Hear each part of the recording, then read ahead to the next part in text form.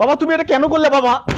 কেন করলে তুমি এটা? বাবা আমি তোর ভালোর জন্য তুমি আমার কি ভালো করছো তুমি আমার? তুমি তো আমার জীবনটাই শেষ করে দিলা।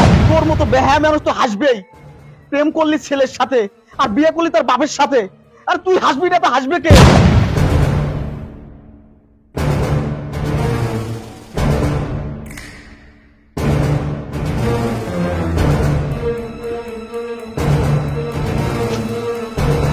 ভাইজান কি ব্যাপার? কি আবার নতুন নাটক করলা তুমি? তোমার ছেলের বিয়ের বয়স হয়ে গেছে সেটা বাদ দিয়া এই ভাবি তো মারা গেল সেই দিন, তুমি আবার কি করতেছো? এটা কি নিয়ে আসছো? হ্যাঁ, এগুলো কি তামসা? কি হইলো? তোমার কথা বলো না কেন? কি সমস্যা তোমার?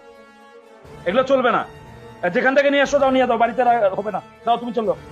এই চুপ কর, তোর ভাইস্তারে ডাক। আর চেয়ার গুলো বিছা, লোকজন আসতেছে।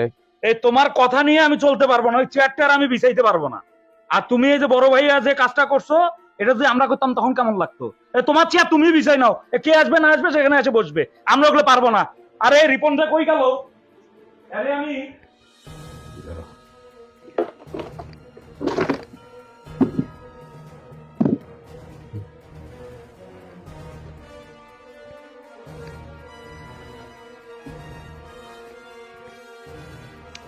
এই মেরাজুল, কই গেলি?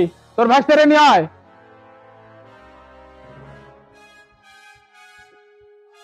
এই আপনারা আসছেন, খুব ভালো হয়েছে। রিপন এদিকে, একটা দিকে সার্কেল জায়গায় তোকে দিকে। এই যে তোর বাপ, এই যে তোর বাপ, তুই না বিয়ে করতে চাইছিলি? দেখ এই যে তোর বাপে বিয়ে করে এই যে বউ নিয়ে আসছে, এগুলো হলো তোর বাপের কীর্তি। দেখ সামলা এখন তোর বাপে।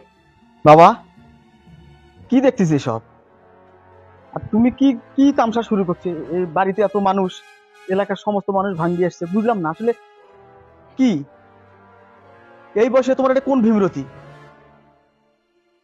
মা মরার এখনো 6 মাস হয় নাই, আর তুমি বিয়ে করে আনছো মানে এগুলো আমি আমি আমি মানুষটা এলাকায় মুখ দেখাবো কিভাবে? তুমি তোমার বেঁচে থাকা নষ্ট করে দিছো। দেখ বাবা, আমাদের বাড়িতে তো কাজ করার লোক নাই, আর তোকে দেখাশোনা করবে লোকও নাই। তোর ভালোর জন্য আমি এটা করেছি। আর তাই বলে কি তোমার বিয়ে করতে হবে?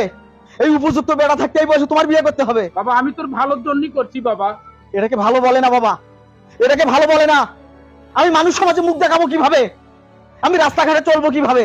এই বুড়াতি বয়সে তুমি বিয়ে করে আনছো, এই মুখটা আমি দেখাবো কিভাবে? এটা ভালো বলে না। ঠিক আছে বাবা, আমি বুঝতে পারছি বাবা তোর মনের অবস্থান। আমি তোর ভালোর জন্যই করেছি। আর কেমন ভালো করেছে তুমি সেটা আমি বুঝতে পেরেছি। তোমাকে আমি এতবার বুঝালাম, এতবার বললাম, নিজে বললাম, মানুষকে দিয়ে বলালাম, বাবা আমার একটা মেয়েকে পছন্দ হয়েছে, তার সঙ্গে তুমি আমার বিয়েটা করাই দাও। আর তুমি সেটা না করে তুমি নিজে বিয়ে করে নিয়ে আসলা। মানে আমার চেয়ে তোমার বইয়ের দরকার বেশি। বাবা সত্যি আমার বাঁচি থাকার আর কোনো রাস্তা থাকলো না। তুমি বলো, আমি স্কুল কলেজে বন্ধু বান্ধবের সামনে এই মুখটা নিয়ে কিভাবে যা দাঁড়াবো? বলো, আমি কি বাজারে যাইতে পারবো? আমি কি রাস্তা দিয়ে হাঁটতে পারবো? লোকে আঙ্গুল দেখে বলবে, ওই দেখ রিপনের বাপ বুড়াতি বয়সে বিয়ে করে নিয়ে আসছে। বলো বাবা, বলবে কি না? কি অপরাধ ছিল আমার? নাকি আমার বিয়ে করার মতো উপযুক্ত বয়স হয় নাই? বাবা আমি তোমার মান সম্মানের দিকে চিন্তা করে আমি কিন্তু ইচ্ছে করলে যে মেয়েটাকে ভালোবাসি আমি কিন্তু বাড়িতে নিয়ে আসি উঠতে পারতাম। আর তুমি কেমন নির্লজ্জ, তুমি একটা মেয়েকে নিয়ে আসি বাড়িতে উঠলা। যে কাজটা আমার করার কথা ছিল সেই কাজটা করলে তুমি। আমি এই মুখটা কিভাবে দেখাবো মানুষকে? বলো, আজকে আমার মা মরার এখনো 6 মাস হয়নি, আর তুমি আজকে বিয়ে করে আনলে। আসলে তোমার মনে যে এত শয়তানি, এটা আমি কখনো ভাবতেও পারি নাই। আমি কি করব আসলে বুঝতে পারতেছি না। আমার তো গলার দড়ি দেওয়া ছাড়া কোনো পথ নাই।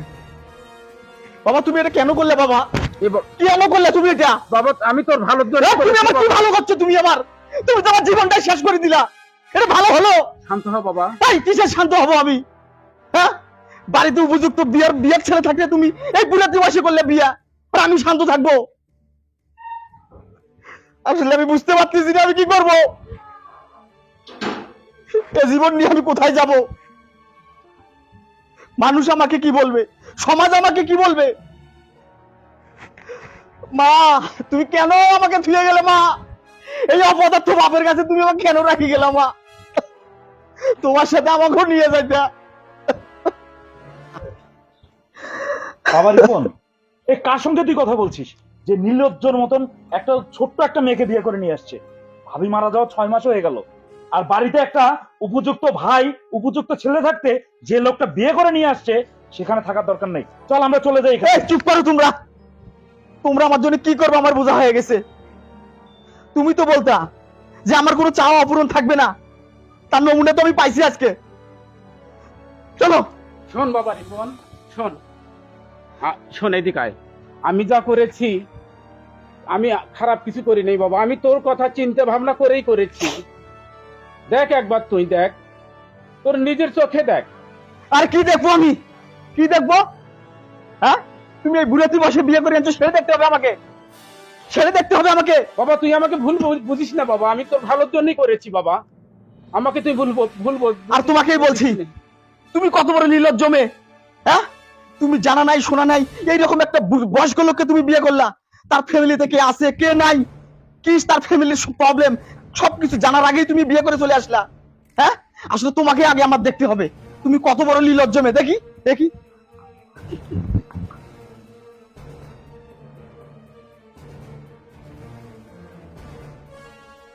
সি সি সি সি সি, এই তুই আবার নির্লজ্জের মতো হাসতেছিস? আরে হাসবি তো, তোর মতো বেহায়া মানুষ তো হাসবেই। প্রেম করলি ছেলের সাথে আর বিয়ে করলি তার বাপের সাথে, আর তুই হাসবি না তো হাসবে কে? আমার ভাবতেও কষ্ট লাগতেছে। চাচা, যাকে আমি আমার জীবনের চেয়ে এত বেশি ভালোবাসলাম, সেই কিনা আমাকে ধোকা দিয়ে আমার এই বাপকে বিয়ে করলো। চাচা, সত্যি এই দুনিয়াতে থাকার আর কোনো, সত্যি দুনিয়াতে থাকার আমার আর কোনো মুখ রইল না চাচা। এই, তুই না আমাকে বলছিলি আমি তো দুনিয়া, আমি ছাড়া তোর জীবন চলবে না, তুই শেষমেশ ওই কাজটা করলি। চাচা, আমি আমি এই মুখ কাকে দেখাবো চাচা? তোকে ভালোবেসে জীবনে কি করিনি আমি? আমি দিনকে দিন বলিনি, রাতকে রাত বলিনি। তুই যখন যেখানে আমাকে যেভাবে ডাকছিস আমি সেখানে সেইভাবে গেছি। তুই যা বলেছিস তাই করেছি। খেয়ে না খেয়ে তোর জন্য আমি কত কিছু করেছি, আর তুই আমার জীবনটা এভাবে নষ্ট করলি। বাবা, শেষমেশ তুমিও তোমার ষড়যন্ত্র করেছো আমাকে দুনিয়া থেকে বিদায় দেওয়ার জন্য। হ্যাঁ, আমি থাকবো না, আমি এই দুনিয়াতে থাকবো না, আমি চলে যাব আমার মায়ের কাছে। আর তোর মতো মেয়ে, তোর মতো মেয়ে কোনোদিনও সুখ পাবে না। তুই একটা অভিশপ্ত মেয়ে, তুই একটা ডাইনি, তুই কোনোদিনও ভালো হতে পারবি না, কোনোদিনও সুখ পাবি না। চুপ করো মা, তুমি চুপ করো। বাহ, তুই অনেক বলেছিস, এবার আমার কথা শোন। এই সরো তুমি, তুমি আমাকে ধরবে না। তোমার মতো বাপ আমার দরকার নাই। শোন বাবা রিপন, তুই আমার কথা শোন, একবার শুনবো বোঝার তোমার চেষ্টা কথা? কর। এই, আমি তোমার কথা কি শুনবো? তুমি তোমার জীবনটা নষ্টই করে দিছো, কি শুনবো আমি তোমার কথা? মা অথই, তুমি এদিকে আসো। মা মানে? মানেটা আমি বোঝাচ্ছি তোমাকে। আজকে আমি তোমাকে অনেকবার ফোন দিয়েছি, অনেকবার যোগাযোগ করার চেষ্টা করি, তোমার ফোনটা সুইচ অফ ছিল। আমি বাধ্য হয়ে বাবাকে ফোন দিয়েছি, বাবার সঙ্গে যোগাযোগ করছি। জানো, আজকে আমার বিয়ে ছিল, এই জন্য আমি বাবাকে ফোন দিয়ে বলছি, বাবা আজকে আমার বিয়ে, আপনি কিছু একটা করেন, আপনার ছেলে তো আমার ফোন ধরতেছে না। তারপর বাবা আমাকে লোক ঠিক করে আমাকে উঠাই নিয়ে আসলো। আর তুমি এই সাজটা দেখতেছো না, এটা সব নাটক, যেন তুমি বাড়িতে থাকো এই জন্য। সত্যি কথা বলতে আমিও তোমাকে ছাড়া বাঁচতে পারবো না। পুরো দুনিয়া জুড়ে তুমি, শুধু তুমি আমার। আর আজকে এই কাজটা বাবা কেন করছে জানো? শুধু তুমি আর আমি একসাথে থাকবো জন্যে। তুমি আমার পুরো অস্তিত্ব জুড়ে আছো, তোমাকে ছাড়া একটা মুহূর্ত আমি থাকতে পারবো না। তোমাকে আমি অনেক ভালোবাসি। যদি আজকে বাবা না থাকতো, তোমার সঙ্গে আমার আর কোনোদিনও দেখা হতো না। আমি তোমাকে সত্যি খুব ভালোবাসি। বাবা রিপন, আমি তোকে অনেকবার বলেছি এবং অনেকবার বোঝানোর চেষ্টাও করেছিলাম, তুই শুনিসনি। আগে যাই হোক, এখন তো বুঝেছিস। মেরাজুল, তোর ভাঁজ থেকে টুপি পরিয়ে দে।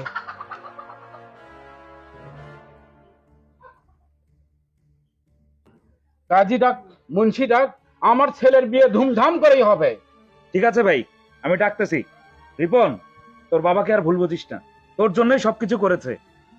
এখন তো বুঝতে পারলি বাবার ভালোবাসাটা কি। কি দরকার ছিল আমার কাছে আসা? একটা বুড়ে দেখে বিয়ে করতে। ঠিক আছে বাবা, তোমরা সুখী হও, তোমরা সুখী থাকো, আমি এই দোয়াই করি।